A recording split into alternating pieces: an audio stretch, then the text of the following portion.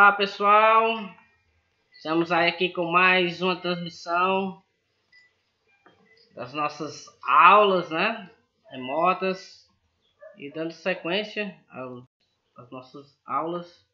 Hoje, primeiro ano, a gente vai trabalhar os povos mesopotâmicos, Semana passada a gente só introduziu e hoje a gente vai começar a explicar, melhor a parte dos povos que habitaram lá aquele local, aquela região que a gente já viu na aula passada, que Mesopotâmia, ela vem de terra entre rios. Já deu para explicar um pouco, já deu para a gente ver como é essa questão, o início aí do nosso conteúdo. E hoje a gente vai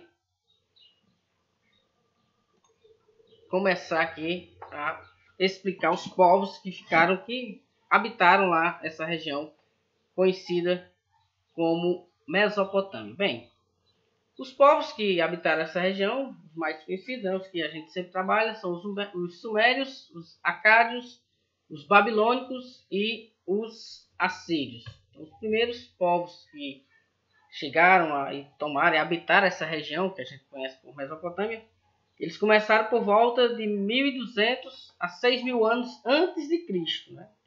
Eles conseguiram desenvolver técnicas de plantio e irrigação, de plantações. Suas populações passaram a ocupar as planícies fluviais, onde era produzida a agricultura. E a região ela era propícia para que isso acontecesse. Era uma região, como a gente já viu na aula passada, cercada de ou montanhas ou lugares de difícil acesso, mas que o meio ali entre os rios mesmo, principalmente, era uma região muito fértil e por isso de grandes disputas. Então os primeiros povos a habitar essa região, que a história coloca, são os sumérios. Chegaram na região, a data não é tão precisa, mas estima-se que entre 3.500 e 3.100 anos antes de Cristo, eles construíram cidades muradas, onde eles passaram a controlar as terras férteis, começaram a irrigar as áreas próximas. Então eles foram conseguindo se implantar nessa região ao longo dos anos. E essas cidades muradas elas eram importantes porque você controlava a entrada e saída de pessoas. E isso também dificultava ataques externos. Era uma forma também de proteção. O que os sumérios também deixaram de contribuição para a gente, que é tido assim como algo revolucionário, é o conceito de cidades-estados. Mas é o mesmo conceito do que a gente tem hoje de cidade. Eles já tinham por volta desses 3.500, 3.100 anos atrás. Que é o seguinte: a cidade-estado é como a nossa atualmente. Ela tem uma administração, ela tem leis, ela tem um povo e um território independente, mas que, de alguma forma, ela está junto a um poder central maior. Por exemplo, nós temos a nossa cidade de Milagres, temos Mauriti e Brejo, que são cidades-estados, são cidades independentes. Mas elas juntas, elas formam, junto com outras cidades, o Ceará, que aí tem um poder hierárquico, um poder diferente, e que o território ele acaba se concentrando nessa questão. Então as cidades-estados elas têm essa característica, que é o mesmo modelo de cidades que a gente tem atualmente. A primeira cidade que nós temos como cidade-estado é colocada como a cidade de Uruk. Até hoje ela existe, ela fica ali no Iraque. No Iraque. Ela, ainda hoje temos muitas construções, ornamentos, muita fonte histórica desse período da Mesopotâmia. E aí outro ponto importante que a gente destaca para os sumérios é porque eles acabaram introduzindo o que se ficou conhecido como uma revolução urbana. Eles apresentam características bem avançadas de urbanização. Nós vamos ter uma grande concentração populacional, grandes construções, indícios de especialização do trabalho. Começaram a trabalhar com vasos, cerâmica em larga escala, e o surgimento da escrita, né? Que é o grande achado para os sumérios, que é isso daqui, ó. Essa tabuazinha que está aqui ao lado é uma fonte que até hoje é preservada da escrita cuneiforme. Esse nomezinho aí, feio mesmo, né? Mas é assim que se chama. Isso aqui, ó, era feito na cerâmica, argilazinha, e aí colocava para aquecer, e aqui eles faziam esses desenhos, né, que é o início, o que a gente coloca como primórdio da escrita da humanidade. A escrita para eles, né, ela se via como contabilidade ou para controlar a circulação de produtos entre comunidades, tipo a quantidade de armazenamento, coisas desse tipo. E depois ela foi se evoluindo, foi aumentando, foi melhorando, né? Eles foram incrementando outros símbolos, né? E ela passou também para controlar entrada de cereais, saída de materiais, né? E também como um sistema, né, que foi tão evoluído, né, que esses sinais eles vão sendo utilizados das mais formas variadas, né? De uma forma muito variada, e isso, né, vai ajudando, né, na construção ou nos achados que a gente vai tendo sobre esse povo, né, dos sumérios que viveram lá, porque assim você tem contratos, cartas, listas, né? Então assim, esse sistema ele foi sendo repassado para muita gente e era uma forma de comunicação. Então os sumérios eles vão deixar essa ideia das cidades muradas como proteção, as cidades-estados, a revolução urbana, quando eles começam a mais ou menos muito parecido com o que a gente tem hoje, né? A urbanizar a cidade, as divisões, ruas, né, pavimentadas, escoamento de esgoto, várias coisas que eles já tinham em mente e colocavam nesse período. E aí, depois dos sumérios, nós vamos ter os acádios, que é um povo de origem semita. Toda vez que você escutar esse termo povo semita, né, tem gente que fica sem saber o que é, mas povo semita é um termo que designa um grupo linguístico, étnico, que teria como descendência Sem. O Sem, para quem lê a Bíblia, já vai saber, mas para quem não tem muito contato com a Bíblia, né, o Sem, ele seria um filho de Noé, um dos filhos de Noé, né, e eles compreendem, os acádios, que seriam descendentes de Sem, desse filho de Noé. Depois do dilúvio, aquela coisa toda, acredito que vocês saibam ou já tenham ouvido falar dessa história, né, que está lá na Bíblia. Então, eles se consideravam herdeiros, né, ou descendentes de Sem, filho aí do Noé. Então, esses povos eles vão ser liderados, né, por Sargão, que era um líder, né, e vão derrotar os sumérios. E o grande feito desses povos acádios é o fato deles já usarem a roda em veículos. Então isso ajudou muito para que eles pudessem invadir o território que antes era habitado, né, e controlado pelos sumérios, e conseguissem derrotar os sumérios.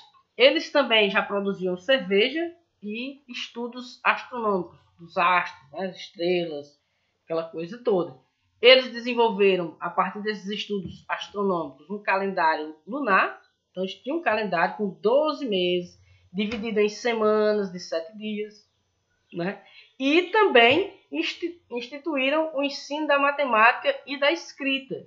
Olha aí, já é o princípio do que a gente entende hoje como escola. E aí eles já ensinavam, eles já repassavam esse conhecimento, tinham essa preocupação de repassar esse conhecimento para os outros, para os mais novos, né, para as outras gerações. Então, muitos historiadores acreditam que após os sumérios terem sido derrotados, os acádios eles não destruíram tudo, eles não acabaram com tudo, né, com toda a cultura, com a sociedade que existia. Na verdade, eles conseguiram unificar algumas coisas, eles conseguiram assimilar muita coisa dos sumérios, e colocaram dentro da sua cultura, né, dentro da sua sociedade. E uma delas, com certeza, foi a escrita. Eles vão herdar aí a escrita e aprimorar essa escrita ao longo dos anos.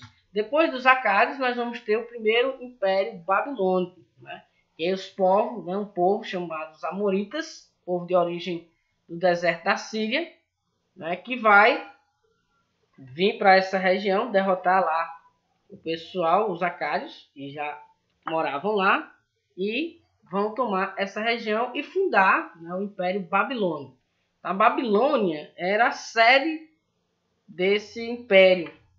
E Babilônia, para quem não sabe, o significado dela é porta dos deuses. Era assim como eles colocavam. E o que foi que esse primeiro Império Babilônico deixou para a gente de tão importante? Primeiro, eles colocam o primeiro código jurídico conhecido como Código de Hammurabi. A primeira vez que as leis elas não vão ser mais orais, e sim escritas. E, além disso, de ser uma lei escrita, ela vai ficar visível para todo mundo em uma pedra, né? Lá, e eles vão escrever todos os códigos, né? Nenhuma escrita cuneiforme também. E aí eles colocam lá todas as regras, todas as normas para que as pessoas, né, pudessem seguir, né? Eles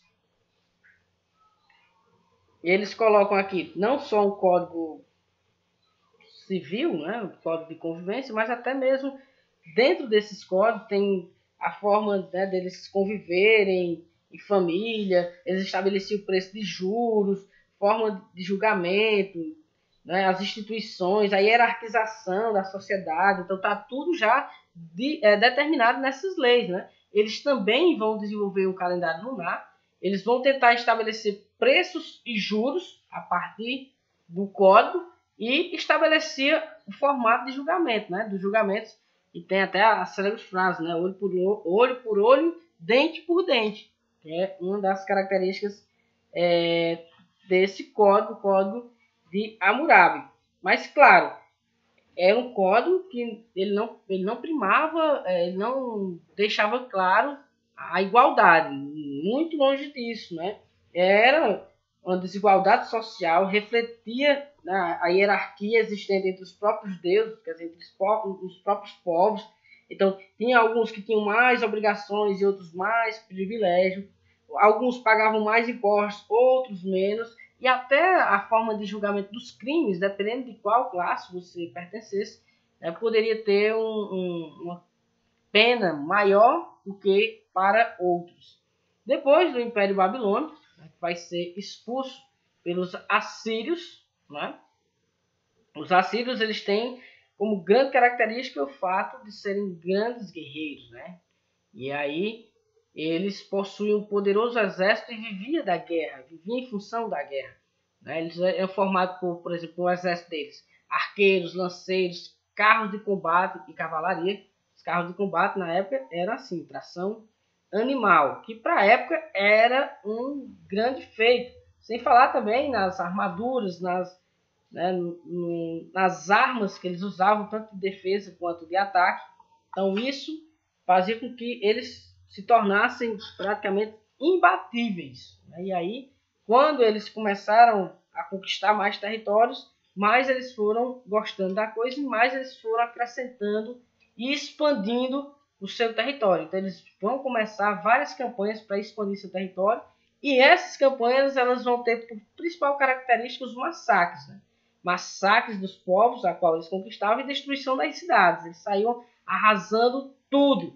Isso contribuiu para a deportação, a expulsão. Deportação pode ser também traduzido, né, para expulsão de povos conquistados. Então é um momento em que muitos povos vão ter que sair de suas casas, sair em debandada, porque os assírios eles eram muito cruéis, né? Massacravam mesmo os povos conquistados. E aí depois nós vamos ter o segundo Império Babilônico, que é quando os caldeus, liderados por Nabopolassar, né, tomaram a cidade de Babilônia.